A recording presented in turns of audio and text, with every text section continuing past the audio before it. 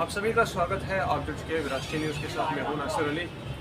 JKSSB के खिलाफ लगातार जो प्रदर्शन है वो पिछले कई महीनों से चलते आ रहे हैं, जिसमें जो जनरल एस्पिरेंट्स है जम्मू कश्मीर के, उन्होंने भी जो है वो अपना योगदान दिया था। आज यहाँ पर दोबारा से JKSSB एस्पिरेंट्स की जो है वो एक प्रेस वार्ता होने जा रही है। प्रेस क्लब जम्मू में ये प्रेस वार्ता रखी गई है, जिसको लीड कर रहे हैं विंकल शर्मा। आपको बता दें, विंकल शर्मा वही है जिन्होंने इससे पहले जम्मू कश्मीर SSB के अंदर होने वाले घोटालों को जो है वो मंजर आम पर लाकर एक प्रोटेस्ट जो था वो लीड किया हुआ था।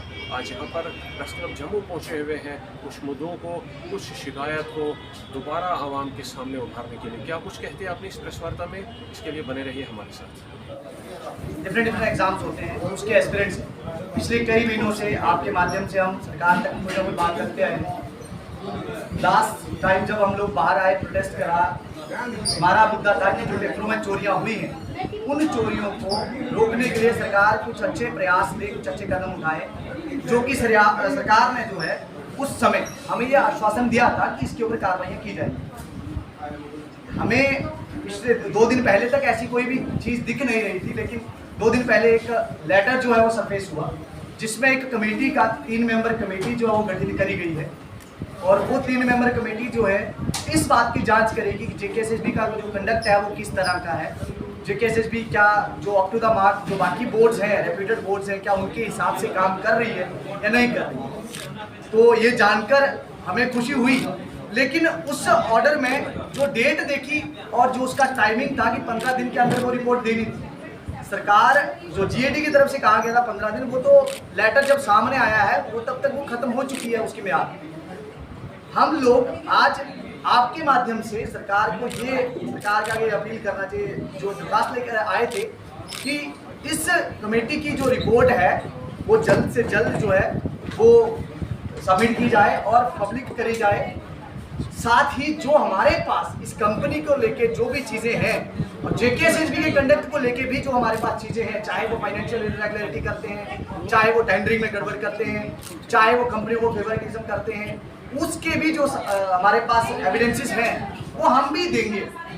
इसका कारण है क्योंकि हम लोग एक समाधान चाहते हैं। समाधान किसका? कि हमारी रिक्रूटमेंट जो है वो जल्दी से और ट्रांसपेरेंट तरीके से हो। आगे जो हमारे पेपर हैं उनको लेके हमारी जो क्या मांग सरकार से है वो अतुल जी जो है वो रखेंगे। देखिए, सबसे पहले तो मैं तमाम मीडिया फैटर्निटी का शुक्रिया अदा करूंगा कि हर तरह आप लोग हमारी आवाज़ को सरकार तक पहुंचाते हैं और जो हमारे ग्रीवियंसेस होते हैं उनको रिड्रेस करने में हमारी मदद करते हैं।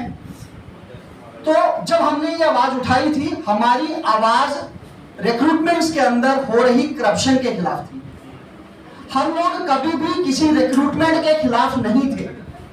अगर हम लोग कोर्ट में गए थे तो हम एक पर्टिकुलर कंपनी के खिलाफ गए थे, जिसके खिलाफ हमारे पास बहुत सारी ऐसी चीजें थी कि ये कंपनी अलग अलग पेपर्स में, अलग अलग स्टेट्स में गलत काम करती है, भ्रष्टाचार करती है।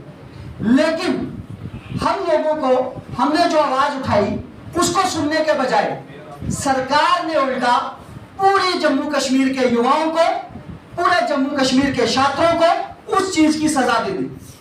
सजा किस तरीके से दी गई कि 2 पेपर तो हम मान रहे हैं कि वो हमारी अदालत के पास उसका मसला चल रहा है, लेकिन जम्मू कश्मीर सरकार ने उसके अलावा उसके पहले जो पेपर, हमारी जो पोस्टिंग एडवर्टाइजमेंट हुई है या उसके बाद जो फॉर्म लगे हैं, या जितनी भी हजारों की तादाद में वो वैकेंसीज जो GAD ने JKSSB को भेजी हुई हैं, वो सारे के सारे पेपर जो हैं इस सरकार ने रोक दिए, जिसकी वजह से आप देख रहे हैं कि जम्मू कश्मीर में ऑलरेडी अनएम्प्लॉयमेंट रेट हर दिन अखबारों की सुर्खियों में होता है कि कितना बढ़ता जा रहा है।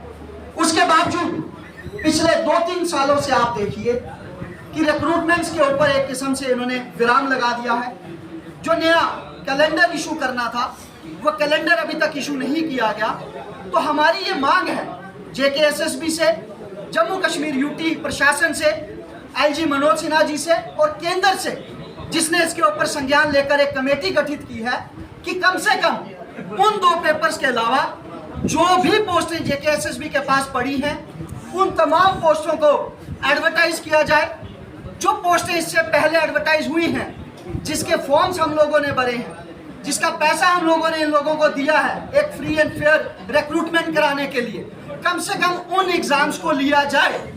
लेकिन इस कंपनी से नहीं, JKSSB खुद या सरकार ये पेपर जो है वो खुद करवाए, क्योंकि एबटेक और ये सरकार जो है युवाओं का विश्वास खो चुकी है। एबटेक इससे पहले और अभी वर्तमान में भी लगातार इस तरह के कांड करती आ रही है, चाहे वो ले की एग्जाम्पल ले ले, चाहे हरियाणा की ले ले, यूपी की ले ले, हर जगह इस तरह के मामले सामने आ रहे हैं। तो ऐसे में मेरी सरकार से मांग है कि युवाओं को प्रताड़ित करने के बजाय, उनको सजा देने के बजाय जो लोग इसमें शामिल हैं उनके ऊपर कार्रवाइयां हो, और रिक्रूटमेंट प्रोसेस जिसको आपने इतनी दफा से रोका हुआ है, जिसकी वजह से युवा ओवरएज हो रहे हैं, हम लोग मेंटली डिप्रेशन में जा रहे हैं, हम लोगों का टाइम का लॉस हो रहा है, फाइनेंस का लॉस हो रहा है, हर तरह से हम लोगों को नुकसान हो रहा है, उसको ध्यान में रखते हुए जल्द से जल्द एग्जाम कैलेंडर इशू हो और जल्द से जल्द जितनी भी वैकेंसीज पड़ी हैं उन सबको एडवर्टाइज किया जाए। और एग्जाम हम बार बार कह रहे हैं कि एबटेक नहीं, सरकार खुद करवाए। सरकार के पास मैन है, मशीनरी है, रिसोर्सेज है, हर वो सुविधा है जिससे ये पारदर्शी तरीके से एग्जाम करवा सकते हैं। बाकी कुछ एक रिजल्ट्स जो आए हैं उसके रिलेटेड जो कुछ चीजें हैं, मैं विंकल जी से दरख्वास्त करूंगा कि वो आपके समक्ष रखें। रिजल्ट को लेके जैसे पहले रिजल्ट आए थे उसमें भी हमने देखा था JKSSB का नाम जो है Jammu Kashmir service selection board की जगह बदल के लोगों ने उसको Jammu Kashmir sibling selection board कहना शुरू कर दिया था। और वो प्रथा एबटेक के आने के बाद भी, जो स्कैम हुए उनकी जांच होने के बाद भी वो प्रथा बंद नहीं हुई। आज की डेट में भी जो रिजल्ट JKSSB ने एबटेक के कराए हुए एग्जाम्स के माध्यम से निकाले हैं उनमें सिबलिंग की सिलेक्शन दिखती है। सिबलिंग की सिलेक्शन होना ही काफ़ी नहीं है, तो उनके माना दो सगे भाई बहन हैं तो उनका रोल नंबर भी एक साथ आ रहा है। रोल नंबर एक साथ आना चलो कोइंसिडेंस माने, उनका जो स्कोर है पेपर में वो भी एक जैसा आ रहा है। तो ये सिबलिंग सिलेक्शन बोर्ड ही है, ये साबित JKSSB ने कर दिया है। दूसरा, जो लोग आज भी, जैसे पिछली बार कुछ लोग बाहर जाते थे, पिछली बार कुछ लोग हमने कहा कि वो बाहर गए, कोई हरियाणा गया, कोई चंडीगढ़ गया, तो इस बार भी वो जो सेवाएं थी कि जम्मू कश्मीर से चंडीगढ़ जाना, हरियाणा जाना, वो बंद नहीं हुई। अभी भी वो सेवाएं चल रही हैं, श्रीनगर से जम्मू और जम्मू से चंडीगढ़।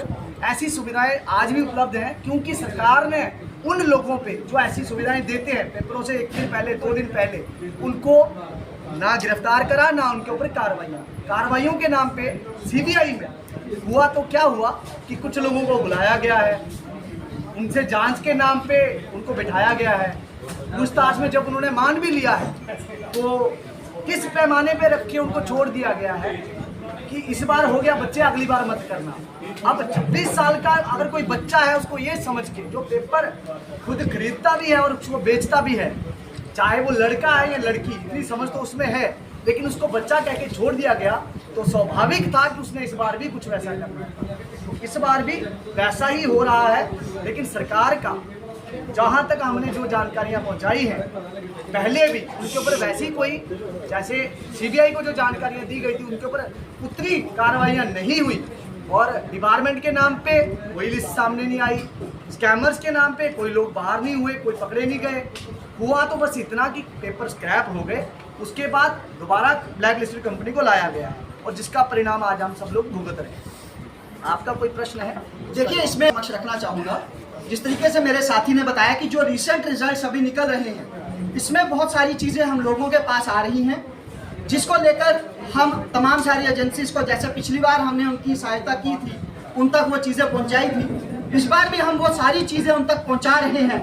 इसी संदर्भ में आज कैलेंडर की मांग को लेकर, पेपर जल्दी करवाए जाए उस मांग को लेकर, और ये जो रिजल्ट के अंदर जिस तरीके से विंकल जी ने बताया कि कुछ सिबलिंग्स आ रहे हैं, या ये जो चंडीगढ़ जाने वाली सर्विस खुली हुई है कि पेपर से कुछ दिन पहले वहाँ चले जाइए और वहाँ से कुछ लेके आइए, फिर आप लोग टॉपर बन जाइए, ये जो एक प्रथा चलती आ रही है, इसके बारे में हम चाहते थे कि माननीय JKSSB के चेयरमैन साहब के समक्ष रखें। लेकिन बड़े अफसोस के साथ कहना पड़ रहा है कि जिस तरीके से पुराना रवैया था JKSSB का, वही रवैया आज भी हमारे साथ अपनाया गया। हम लोग मात्र 4 लोग उनसे मिलना चाहते थे, हमें मिलने नहीं दिया गया। हम सरकार की मदद करना चाहते हैं सिस्टम से इस करप्शन को बाहर निकालने के लिए, लेकिन बड़े दुख के साथ कहना पड़ रहा है कि सिस्टम के अंदर ही कुछ लोग ऐसे बैठे हैं, शायद जो ये चाहते हैं कि ये प्रथा जम्मू कश्मीर में चलती रहे और जम्मू कश्मीर के युवाओं के भविष्य को वो इसी तरीके से ऑन सेल का बोर्ड लगा के सेल करते रहें।